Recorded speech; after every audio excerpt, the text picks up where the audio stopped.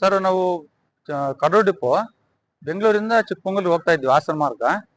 ಈ Nelamangala express highway ಇಳಿದ್ಬಿಟ್ಟು service ರೋಡಿಗೆ ಬರಬೇಕಾಗಿತ್ತು ನೆಲಮಂಗ್ಲ ಬಸ್ ಸ್ಟಾಪಿಗೆ ಹೋಗೋದಕ್ಕೆ. ಇನ್ನೇನು ಡಿಪೋ ನಿಯರ್ ಬಂದ ತಕ್ಷಣ ಏನೋ ಸ್ವಲ್ಪ ಟೆಕ್ನಿಕಲ್ ಪ್ರಾಬ್ಲಮ್ ಬಂತು. ನೋಡೋಣ ಒಳಗಡೆ ಡಿಪೋ ಬಂತಲ್ಲ, ಹೆಂಗಾಗ್ಲಿ ಡಿಪೋ ಒಳಗಡೆ ಹೋಗ್ಬಿಟ್ಟು ತೋರ್ಸ್ಕೊಂಡ್ಬಿಡೋಣ ಅಂತೇಳಿ ಗೇಟ್ ಒಳಗಡೆ ಬರ್ತಾ ಇದ್ದು ಸರ್, ಆಕಸ್ಮಿಕವಾಗಿ ಬೆಂಕಿ ಹೊತ್ಕೊಂಡ್ಬಿಡ್ತು. ಎಲ್ಲಿ ಕಾಣಿಸ್ಕೊಂಡಿದೆ? ಇಲ್ಲಿ ಜಸ್ಟ್ ಡಿಪೋ ಇನ್ನ 500 ಮೀಟರ್ ಇದ್ದಂಗೆ ಆ ತರ ಆಯ್ತು. ಎಲ್ಲಿಂದ ಬಂದ್ರಿ? ಬೆಂಗಳೂರು 7 ಗಂಟೆಗೆ ಬಿಟ್ವಿ ಸರ್. 6:55 7 ಗಂಟೆಗೆ ಬಿಟ್ವಿ. ಇನ್ನೇನು ಇಲ್ಲಿಗೆ ಬಂದು ಚಿಕ್ಕಮಗಳೂರು ಹೋಗ್ತಾ ಇದ್ವಿ ಸರ್.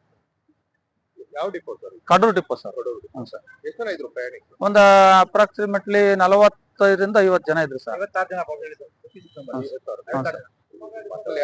ಇಲ್ಲ ಯಾರಿಗೂ ಏನ್ ತೊಂದರೆ ಇಲ್ಲ ಸರ್. ಬೇಗ ನಮ್ಮ ಚಾಲಕರ ಒಂದು ಸಮಯ ಪ್ರಜ್ಞೆಯಿಂದ ಬೇಗ ಏನು ತೊಂದರೆ ಯಾರಿಗೂ ಏನೂ ಆಗಿಲ್ಲ.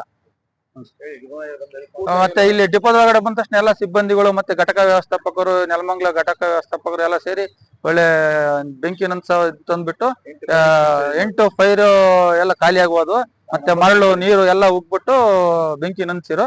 ಮುಂದೆ ಆಗುವಂತ ಅನಾಹುತನ ತಪ್ಪಿಸಿದ್ರು ಸರ್. ಆಮೇಲೆ fire engine, Nelamangala fire engine phone ಮಾಡಿ ಫೈರ್ ಇಂಜಿನ್ ಕರ್ಸ್ಬಿಟ್ಟು ಅವರು ಬಂದು ಡಿಪೋ ಮ್ಯಾನೇಜರ್ ಕರ್ಸ್ಬಿಟ್ಟು ಕ್ಲಿಯರ್ ಮಾಡೋದು. ಬಸ್ಸು ಗೇಟಿಂದ ಒಳಗೆ ನುಗ್ಗಿದ ತಕ್ಷಣ ನಾನು ಪ್ರಯಾಣಿಕನೆಲ್ಲ ಕೆಳಗೆ ಇಮ್ಮಿಡಿಯೇಟ್ ಇಳಿಸ್ಲಿಕ್ಕೆ ವ್ಯವಸ್ಥೆ ಮಾಡಿದೆ. ಅದ್ರಲ್ಲಿ ಸುಮಾರು 56ರಿಂದ 60 ಜನ ಪ್ರಯಾಣಿಕಿದ್ರು.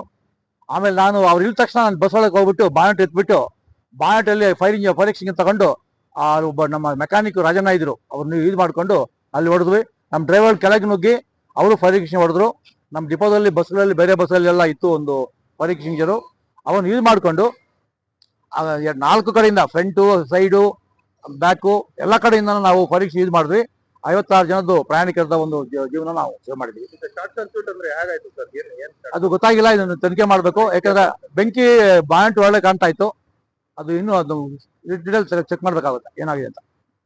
ಈಗೆಲ್ಲ ಪ್ರಯಾಣಿಕರು ಎಲ್ಲ ಯಾವ ರೀತಿ? ಪ್ರಯಾಣಿಕರು ಸ್ವಲ್ಪ ಬೇಗ ತೆಗೆದು ಅವ್ನು ಬೇಗ ನಾನು ಕೆಳಗಿಳಿಸಿದೆ.